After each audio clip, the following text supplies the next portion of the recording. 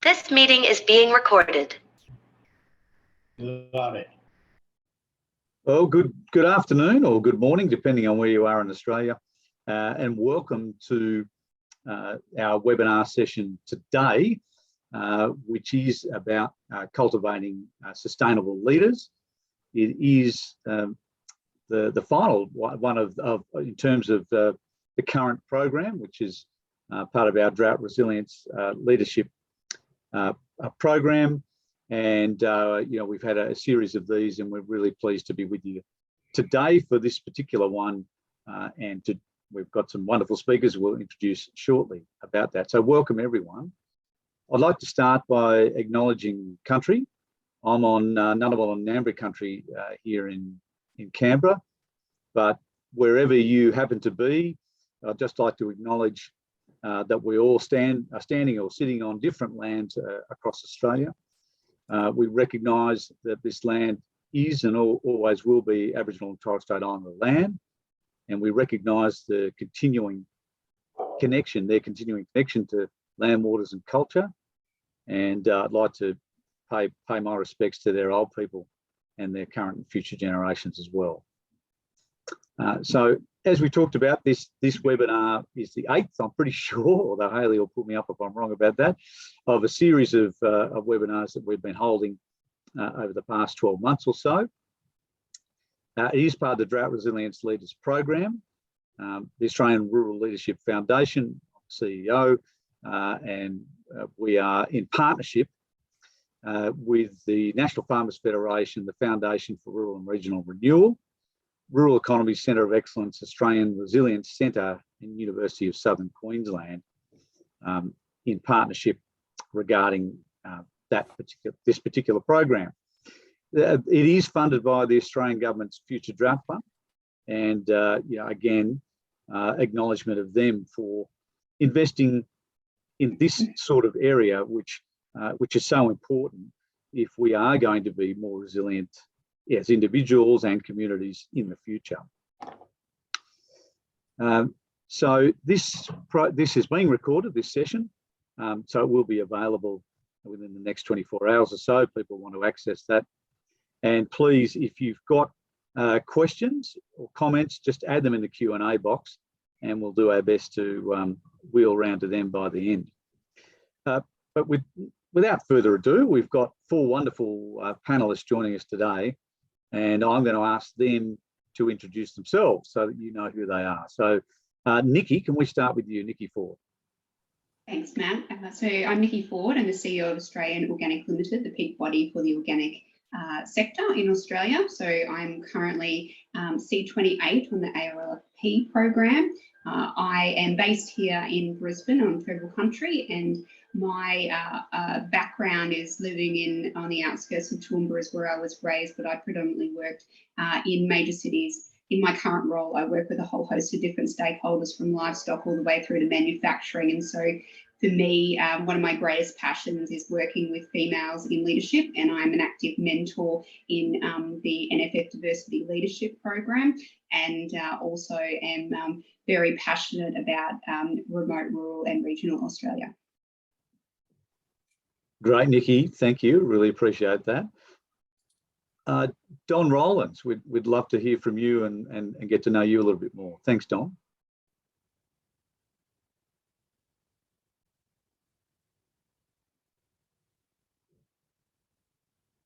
I'm just trying to get rid of something on the front here. You got it? Yeah. You're right. Yeah, no, I live in Birdsville, way out here in God's country, and I've been here all my life, 70 years. Now currently I work for the Queensland Parks and Wildlife Service, and it's been a good job over the last 30 years, and I feel privileged to have a job that I care for my country. So the national park I look after is on my land, my country, Wonkawoota country. So I feel privileged, and the government really appreciates what I do for them and what I do for the country and what I do for the desert in particular. So that's me. Great, Don. Thank you. And we'll look forward to hearing a bit more from you later on. Paul Luxton, we'd love to hear from you as well. Thank you, Matt. Good morning, good afternoon, everybody. My name is Paul Luxton. I'm the Managing Director for Syngenta Australia and New Zealand, based in Sydney. Syngenta is a Swiss-based crop protection and seeds business. I have worked for Syngenta and legacy companies for just over 30 years, and absolutely still love what I do. I love the ability to be able to harness the R&D capabilities of the organisation, bring those technologies into Australia and be able to develop those in conjunction with Australian agriculture. As I said, a bit over 30 years, I've seen a fair bit of evolving in that time, especially across leadership, and I look forward to talking about that in a moment. And like Nikki, we've been involved with the Diversity in Ag program with NFF since day one and feel very strongly, and it's one of the things I'm most proud about is seeing the changes in our organisation over time. It was a long time coming and it's made us a better organisation for it. So thank you, Matt. Yeah, thanks, Paul. And also acknowledge that you've been with the Australian Agribusiness Leadership Program since day one as well. So really appreciate that support and your support of leadership more broadly. Thanks. And Kirsty Wall, would love to hear from you as well. Hello, Matt. Good afternoon, everybody. Good morning for some. My name's Kirsty Wall. I'm coming to you from Kamilaroi country in northern New South Wales. Incidentally, I happen to live in the house I grew up in, and I can attribute some of my grey hairs to the succession planning phase that we were in for a very long and protracted time, that I still haven't cracked the champagne bottle from over 13 months ago. I wear a couple of hats. I'm a mum, I'm a nurse, I'm a midwife, I'm a farmer, and I'm actually transitioning to a more regenerative model. I was a course participant for the Australian Rural Leadership Program, course 26, and we were the first of the courses that was impacted by COVID. So adaptability, change, and everything was certainly thrown in our face, and it was very much a real world, real life experience. So what I am going to hopefully have a yarn or a deep dive with you about today is about leadership in context. Fantastic. Thanks, Kirsty.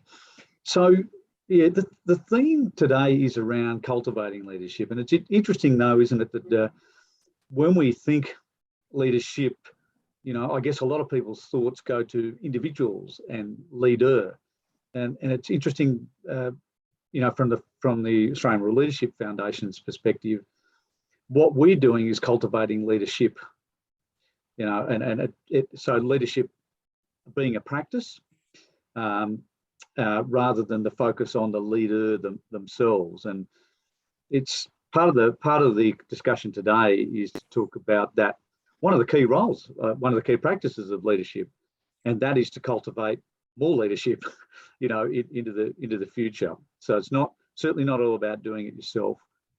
It is about supporting others to act around you and not have to do everything yourself.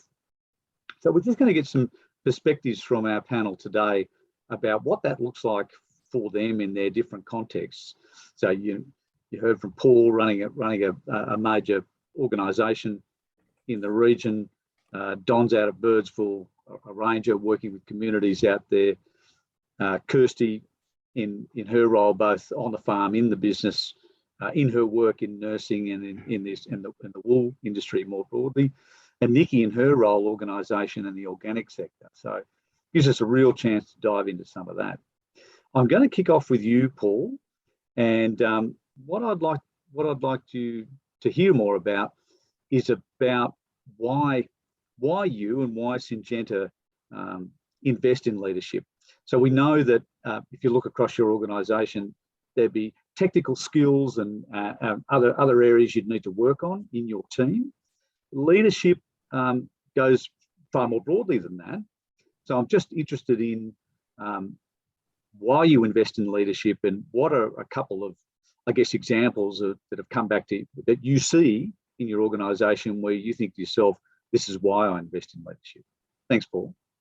Yeah, thanks, Matt. I think you made a really interesting point, and a few of the themes have been picked up on already. But having that concept of leadership across a business, it's a bit cliche in some words, but it's some ways, but it's so absolutely true.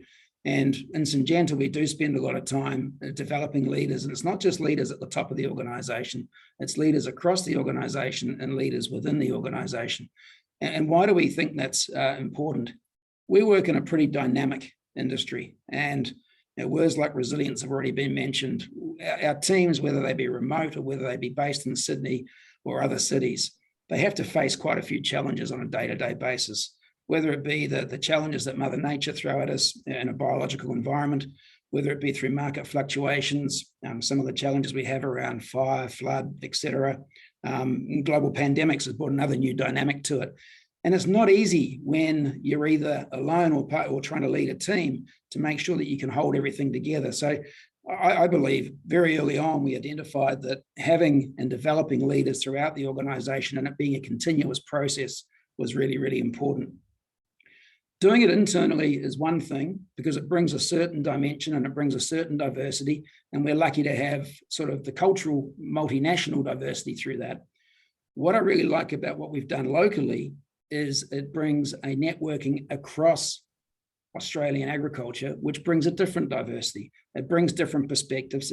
I always find it really interesting. Here I am on a webinar with Nikki from Organics, ourselves and crop protection and seeds. And yet I'm a firm believer that we have a lot to learn from organics. And likewise, I believe there's things that we can transfer across. So that diversity of thought that we get from putting our team into something like an ARLF program to be able to broaden their perspectives is something I find really important. I was talking to one of the people that we had on the course, put through the course just this morning, actually, because I wanted to get her views and what made it different. And the experiential learning was something that she came back to me with, talking about how taking oneself out of a comfort zone, connecting with peers in other industry or other parts, and actually making it real, because after going out on the experiential learning, it was then connected to something like meeting food bank. And those connections make what you're doing really real and make you realize that actually what you're doing is in service of something bigger. And it probably took me 20 years of my 30-year career to work that. There's something bigger behind this. And that actually not only encourages people coming into the organization, so that back to that piece about institutional learning and back to that piece about it's a continuous process in developing leadership across the organization, but also, as I say, putting it in service of something else. A moment ago, you mentioned something, Matt, about not having to do it ourselves. And when I'm asked, we have an internal course called Foundations of Leadership. And when I'm asked what's my biggest lesson or learn around leadership, it was exactly that I don't have to do it myself. And I actually don't have to have all the answers as the managing director. The reason I surround myself with good people is that I can defer those questions to those people to answer them. I'm not the finance expert. I'm not the supply chain expert. I'm not the technical expert. Being able to have those people around you and leveraging their skills and expertise is something that makes for a bigger and better organization. Yeah. Fantastic, Paul. And I love the fact that you talked about that. What we were talking about earlier on about leadership being that renewable resource. It's not a matter of putting a couple of people through a program and saying, well, that's it. Our work here is done.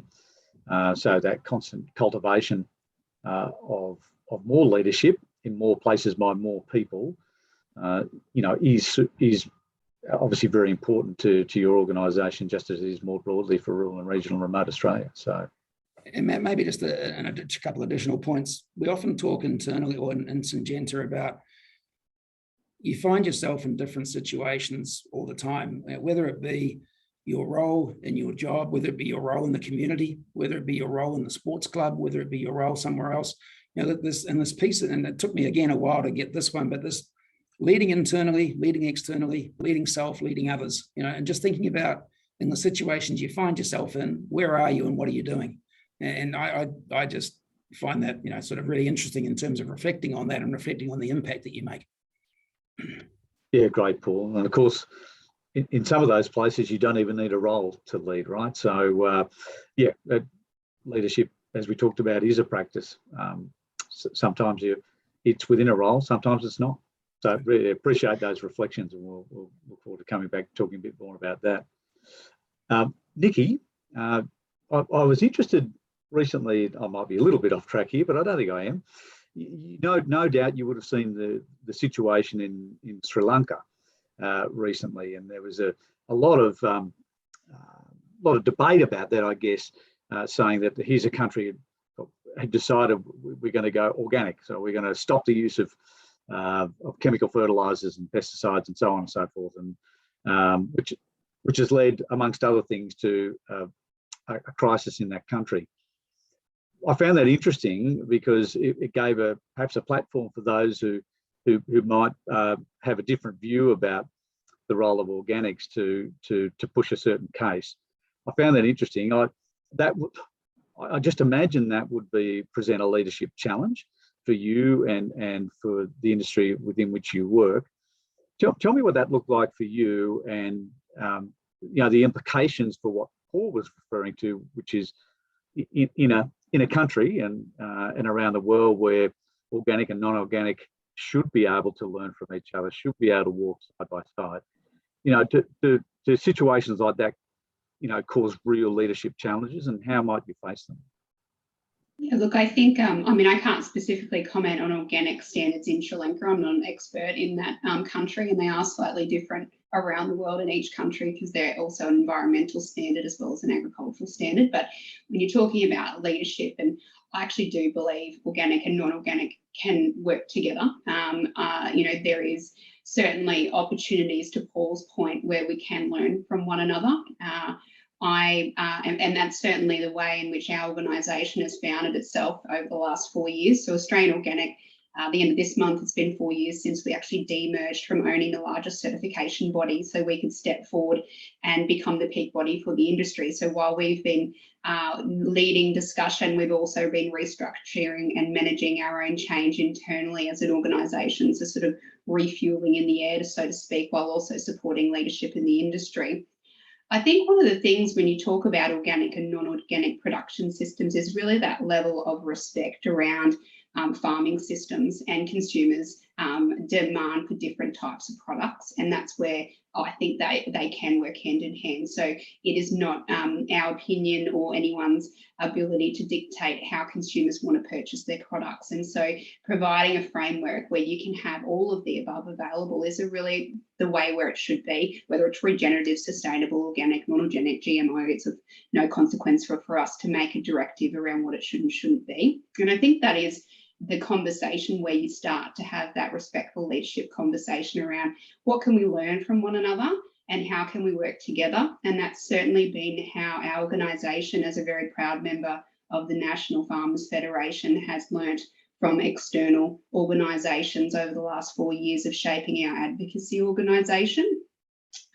Certainly with being part of the diversity and leadership program, I've met a whole host of other wonderful female leaders within the industry, a number, one in Syngenta and one from many other different organisations that I truly call friends, which I think have certainly helped myself on my leadership journey and understanding how you can bring people together.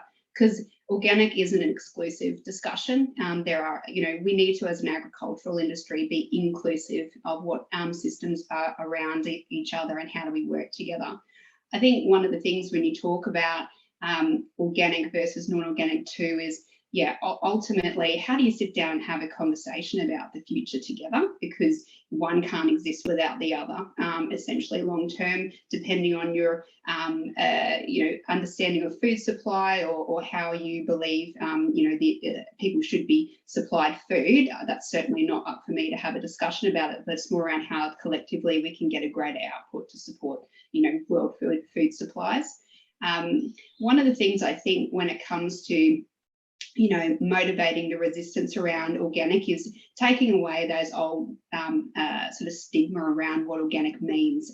Often people think of, hippies or yuppies when it comes to talking about organic. And organic is, recent studies we did with Nielsen IQ, 92% of all households around Australia are consuming organic over the last 12 months. So that's a significant portion of, Australians who are curious. And so when you're talking about organic versus non-organic, it's not about you have to be all in or all out.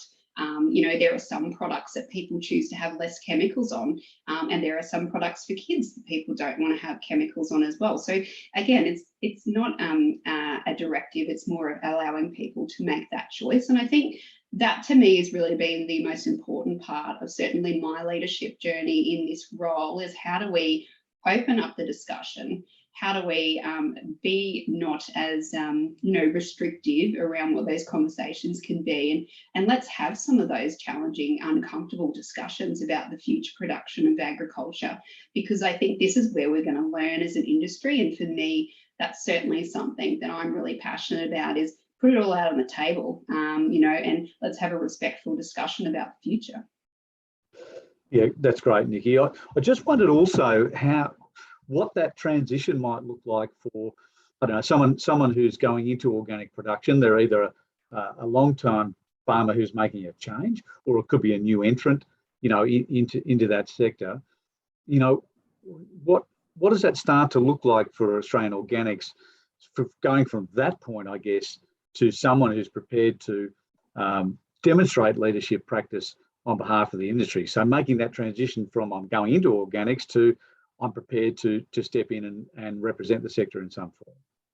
Yeah, look, I think that's a transition that happens over time. I think people start to choose different pathways, and that can be from ultimately using less particular chemicals on their farm, through to maybe there's been a health issue in a family that's made them decide to not do A, B, and C when it comes to farming production systems. I think one of the greatest opportunities in organic, and anything that is in that direction, is there is ultimately a whole lot more people that aren't only just exclusively organic that are moving that way. I think Kirsty mentioned before she was moving to regenerative in her farming practices. Again, it's about being inclusive around the discussion. Organic is defined by a set of standards, but there are a lot of practices under that standard that are actually quite usable in a whole lot of other different systems, just not exclusively to the point that means definitive under the standard. And I think this is where, to Paul's point earlier, organisations like ours and industries like organic can add a lot of discussion to what's going on right now, because we've been doing this for over 30 years under the Australian own standard, the national standard, and even longer than that as a whole industry here in Australia as well. So we do have a lot of value to add. I think collectively over the last 4 to 5 years, we're certainly having those conversations in a much more measurable way, that I feel like we're contributing in a much more stronger leadership capacity. Great, Nikki, thanks for that. Don, just wanted to talk to you about, I guess we know that you're an elder in your community, and we also know that you're a ranger in the, I might have the pronunciation wrong, is it Mungathiri National Park in your region in Birdsville. Just wondering what, in terms of your own leadership, what that looks like does it look the same in terms of your community leadership as opposed to your role as a ranger, or does it look a bit different?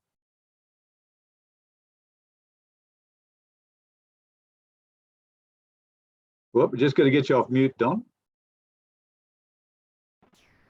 There you go. I saw that one here too, and I didn't think it was me.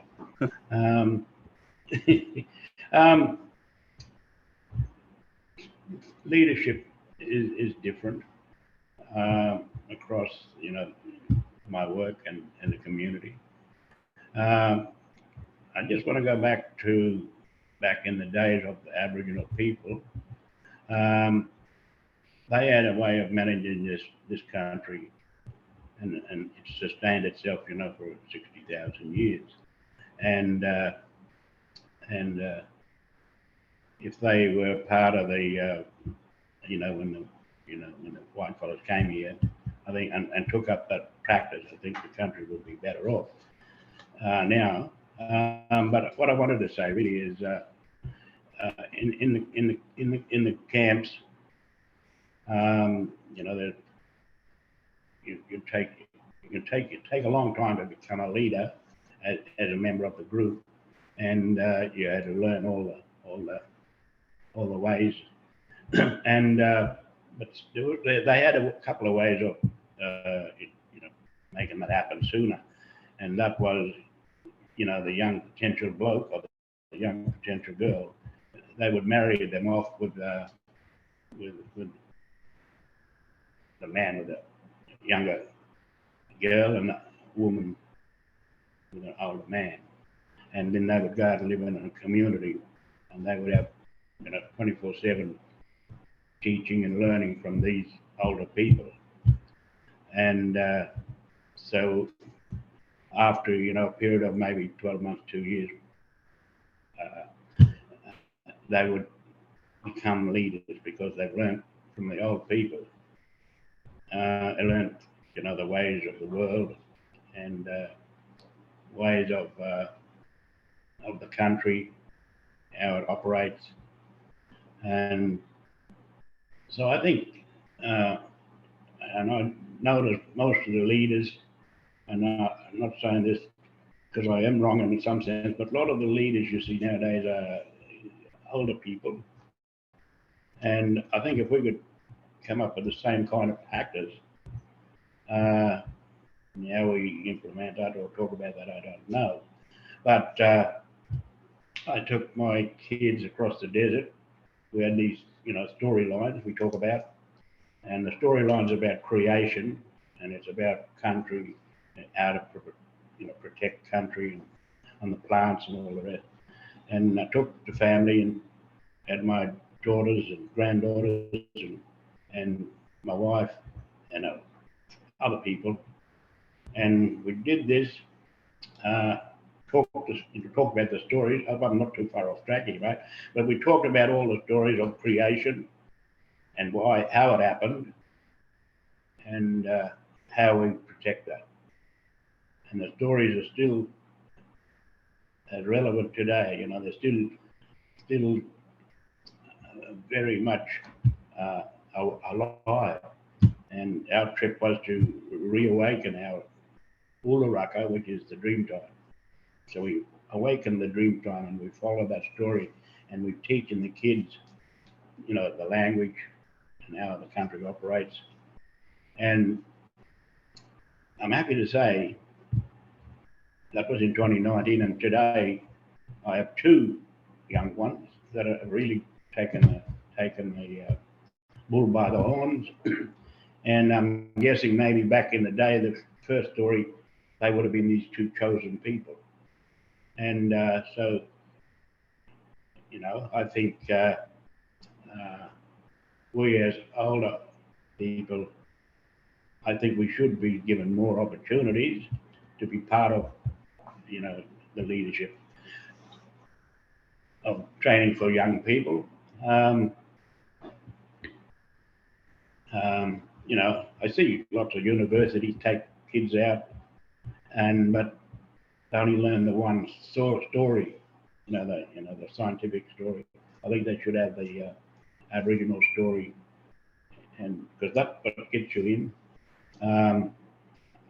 My first 40 years of my life, I wasn't allowed to talk about my language. I wasn't allowed to talk in my language, and I wasn't allowed to talk about, the old people and dream time of the Uluraka. But there came a time when I thought, well, this is my job. I must do this. And I've taken, the bull by the horns and got out there and given it a good go. There's other things too, though, but I'm sure we'll, come across those as we go. Such, like the organic businesses. I think for me, the way I see it out here, it's caused more country country to be suffered. The country's suffering more because of the supply and demand of the special beast, the organic beast, but the not organic is the same beast and eating the same grass. So I don't know. It's just a word, I think, that makes the sale for the organic. So I think we need leadership about how a country is managed with organic and with everything, really. And I think that might lead to more truth telling about Aboriginal life, truth telling about the massacres and the reason for us being removed from our culture for such a long time, and we're starting to giving it a good go now.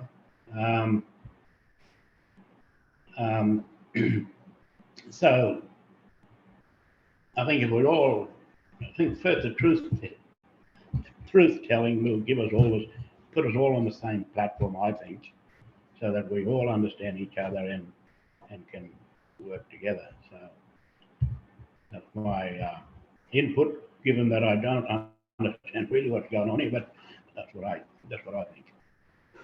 No, good on you, Don. And it's to have those sort of conversations, which will be difficult ones, right? That you just mentioned. That's going to require leadership in a lot of different places, right? To get to that point. But I really thank you for sharing that. I was just interested in that when you were talking about leadership from an Aboriginal perspective, in terms of your mob in that area, and how what that's looked like for many years, and the breakthroughs you've started to have with some of the young people there. When you compare that to your role in national parks, are those leadership systems different? Do you see them start to merge into each other a bit, or influence each other, or are they pretty separate? From the get-go, I had a lot of training, workshops and training, and it really lifted my confidence, made me a better person. So you got to learn all that stuff. Then and everybody in the team appreciates and want to hear the stories, the Aboriginal stories. So, but even in there, we still have Brumbies that you can't change a lot of people, but I think it's my job to try and keep going with it. Whatever the odds are, just keep giving it a go, and I feel like with my work that it's working, and I'm getting more calls now to go and talk to people about things. So from that perspective, it's good, and it's also given me the confidence to delve back into the Aboriginal history, my history. If that answered your question. Yeah. No, that's great, Don. Really appreciate that. Thank you. Kirsty, I know you were talking about the changes in your practices on farm and where that's heading to. I'm interested in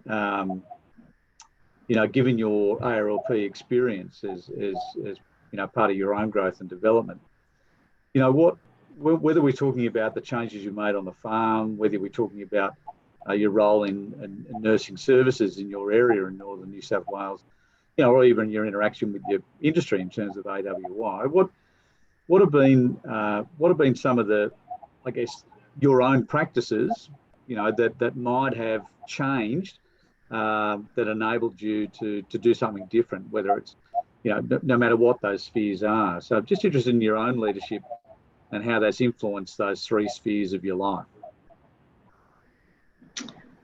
Thanks, Matt, and thank you for acknowledging the number of train tracks that I seem to run on. I don't know life any differently, and that was one of my awareness, outcomes that I obtained through the leadership program, was that the way that I operate isn't necessarily the same to somebody else, but it's been my way, and that's how I've adapted. So the reason why I transitioned back to nursing from farming was purely because of the drought and purely because of income and purely because of food security for my family. So moving into a regenerative space, so the house that I live in, I think I told you I'm living there. So I've been living there for 40 plus years, closer to 50 actually. And I had never wanted to own the farm. So succession in that place, it was never an option. I was a nurse, I was traveling around the world, I was working with lots of different people, organisations, countries, philosophies, cultures, and returning home and meeting a fella and him becoming my husband actually set me on a new path.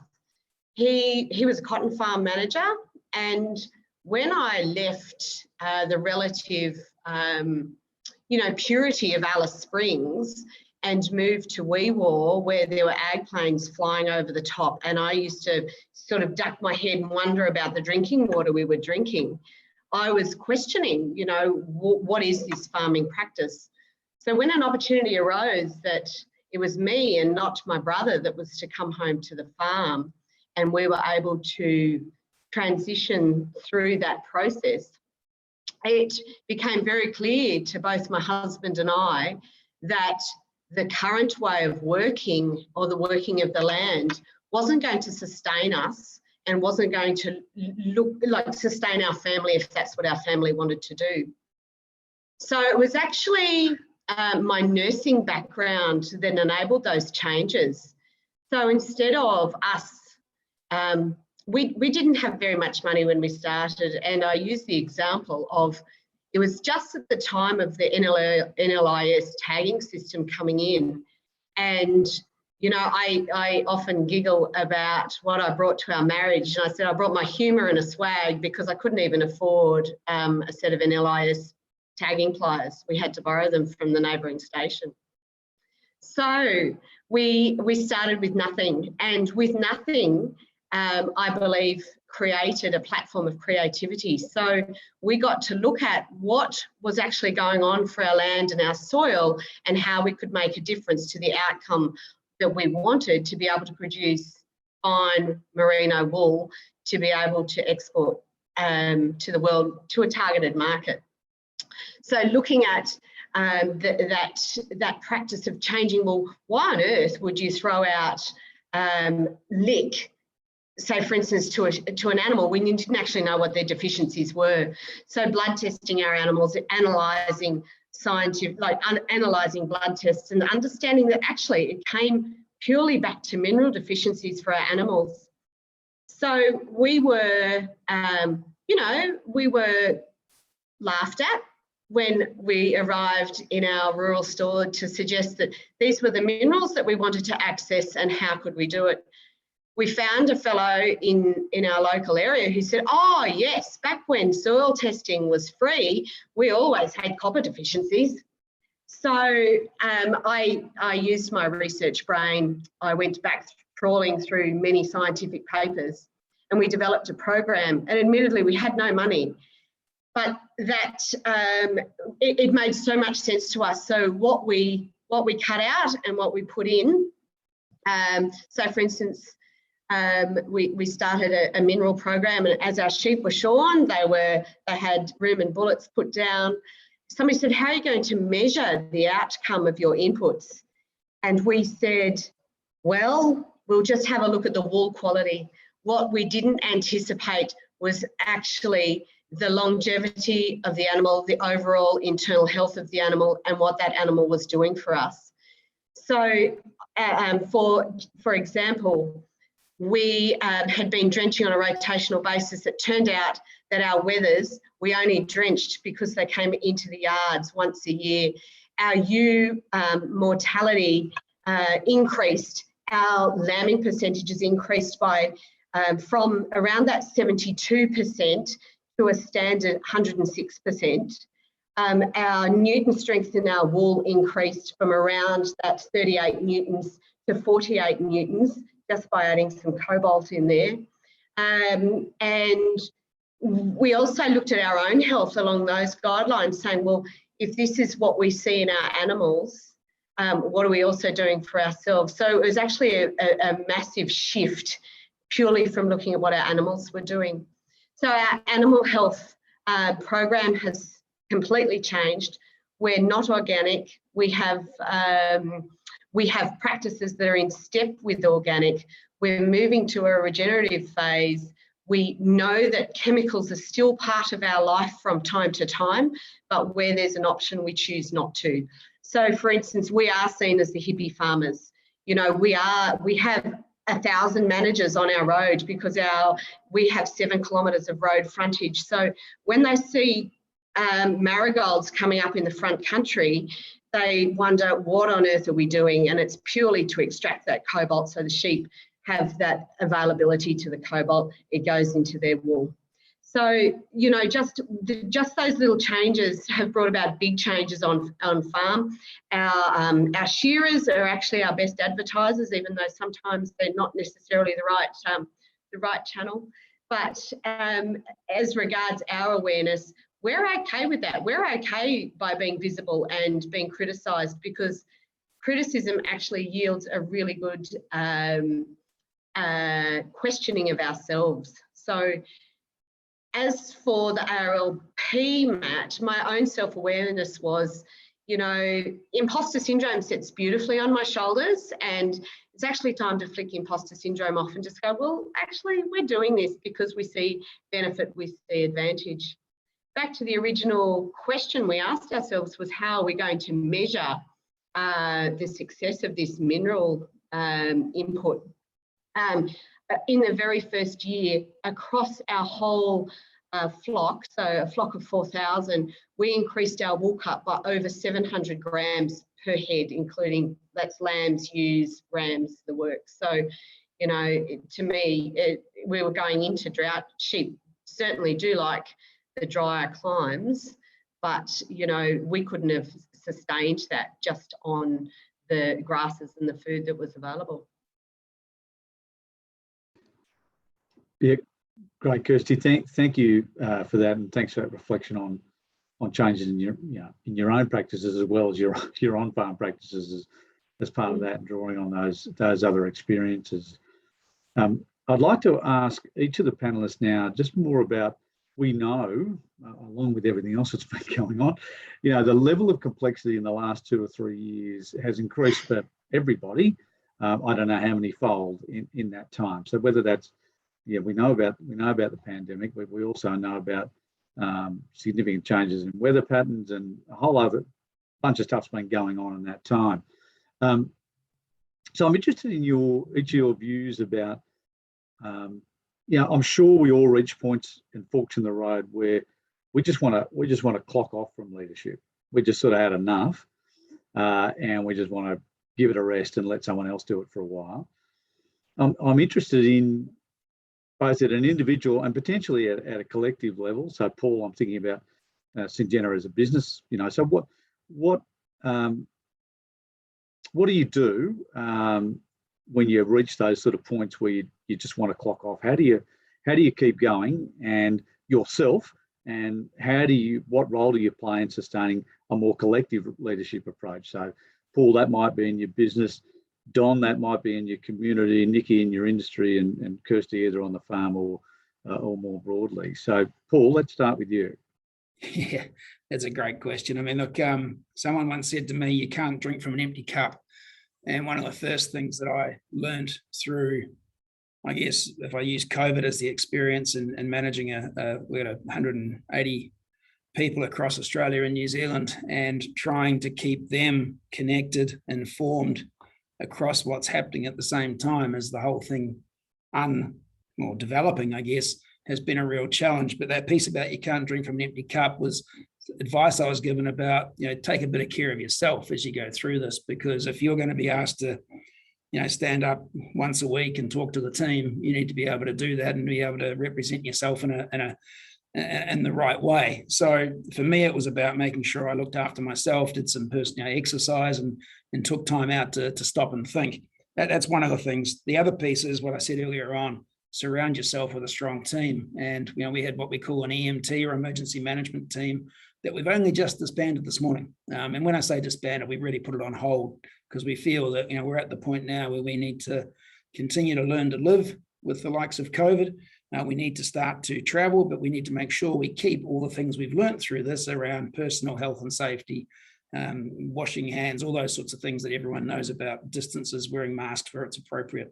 So for me, it's about having that team around you, making sure that that team has the right skills and capabilities, a mixture of, say, communication, a health and safety background, HR background, someone that's really good at a field force representation, so that we've got someone who's on the ground talking to our teams, and making sure that we communicate on a regular basis, and as much of that communication as possible is consistent. Where you need to add, you build on it, but make sure you keep a level of consistency in front of your team so that they get a familiarity with it, and they get an understanding of where to go. Probably the last piece around it is proactively reaching out to where you feel there are pockets of where people are low, where people are down, where people are feeling it the most, and making sure that and particularly where you've got people based in rural and regional Australia and they're on their own. It's a bit different in the office, where you can get a few people together over a cup of coffee, or can of late, but in rural and regional, have they got a support network that they can call on?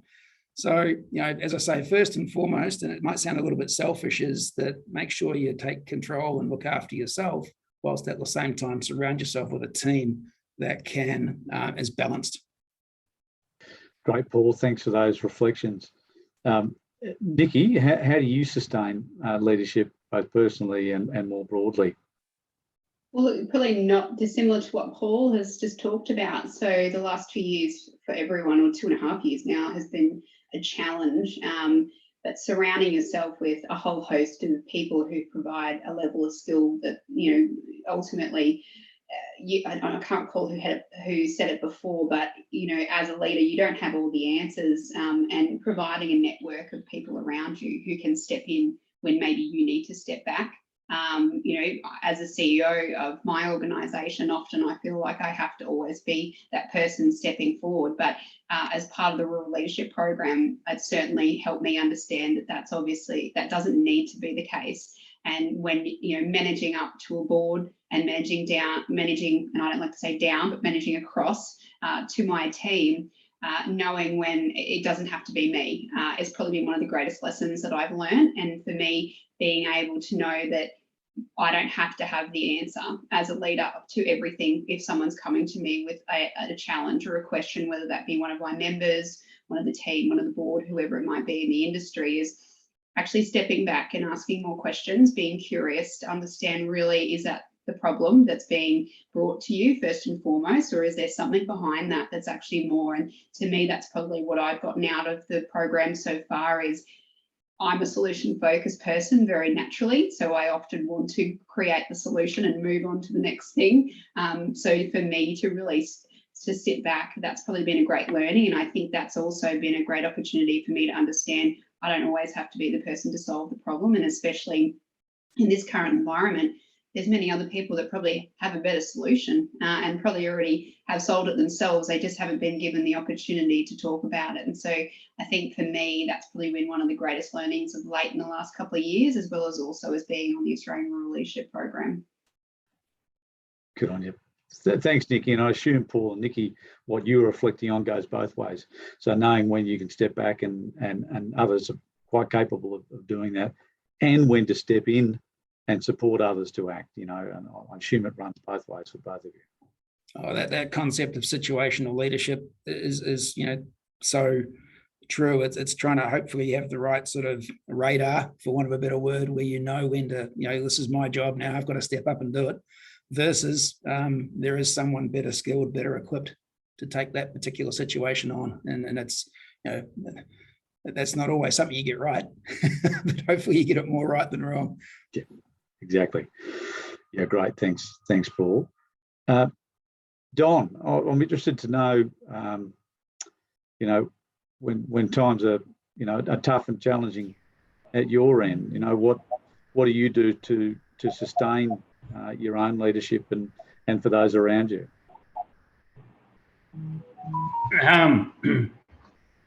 I think for me, everyone and everything is important, and I don't want to lose sight of that. And my input is very important, for the community. I think I'm on a different sort of platform than the other speakers because, I'm an Aboriginal person trying to merge with the non-Aboriginal people, so it's a tougher job. I have to say we're all friends, but we still all have different ideas. So, and the national park, and it's given me a platform to talk to, all the travellers that come through, and to give them the historical information about Aboriginal in this country, where I fit and how I look after country. And as I said earlier, I think it's my job to pass on my not only my information but my abilities to try and manage the community between the two groups, the non-Aboriginal and Aboriginal people. And I guess I don't have the same level of issues as the other guys because there's two groups, our group and the other group. So trying to get them to merge it's a job in itself. And I think I've come to the conclusion, enough after 30 or 40 years, that I should start with the kids. Make the kids are the future for Aboriginal people and our place in society. I think it's the kids because the adults will always go back to their ways, and you don't seem to be making any progress. But with kids, they run home and tell their parents, and sometimes they get told not to talk about it. But a lot of the times, the parents might embrace it. But I think the important part is when they grow up and become themselves on their properties and wherever, they'll have this information and they'll have the understanding that everything's not bad. It's just another form of land management that we don't want to accept. That's how I feel. So, the job's not done, but it's a long way to go. And I'm not sure if anyone saw the program on SBS, the birds were bust.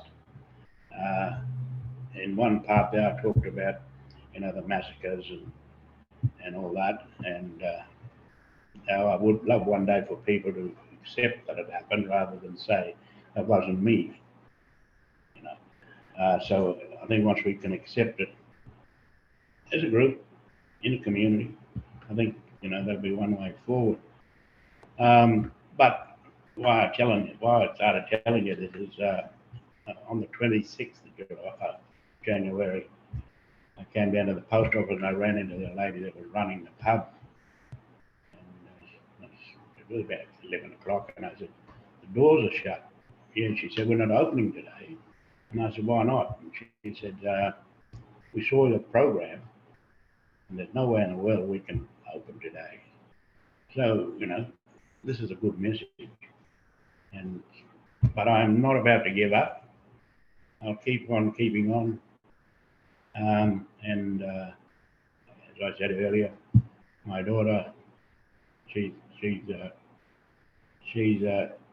also doing some good work, and she's my new leader. She really is.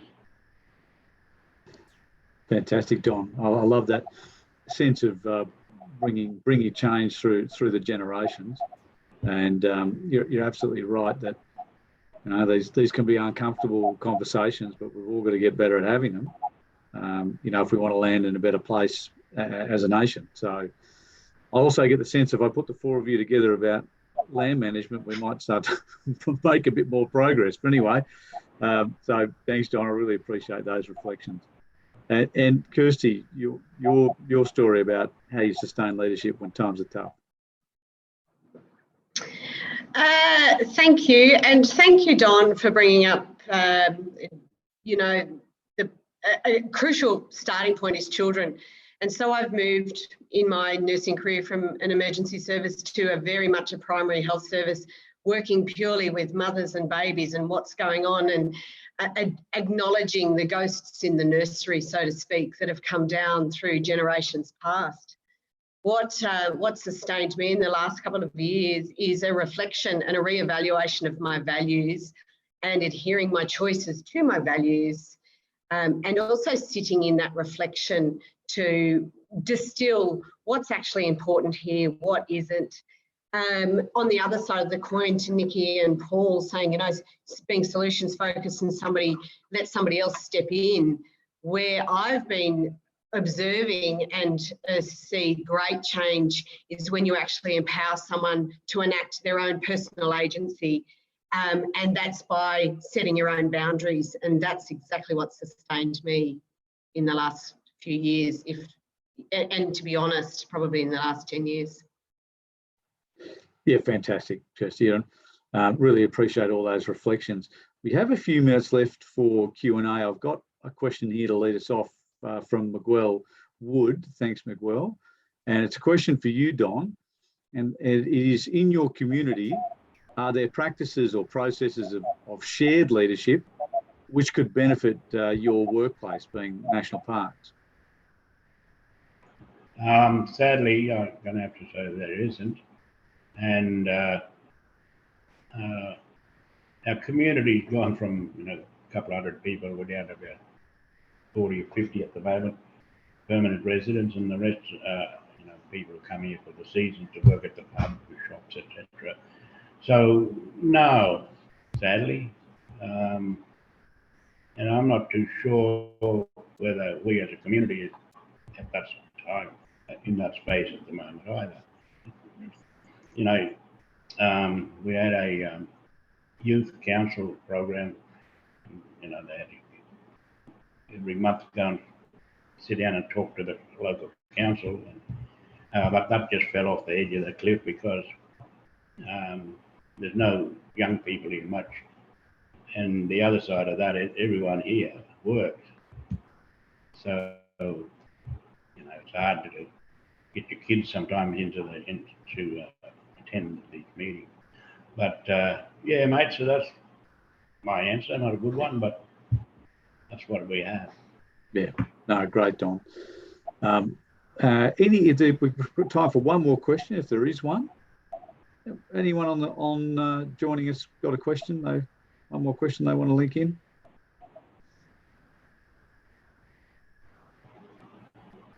No? Oh, yes, there is one. Don, you've got a question.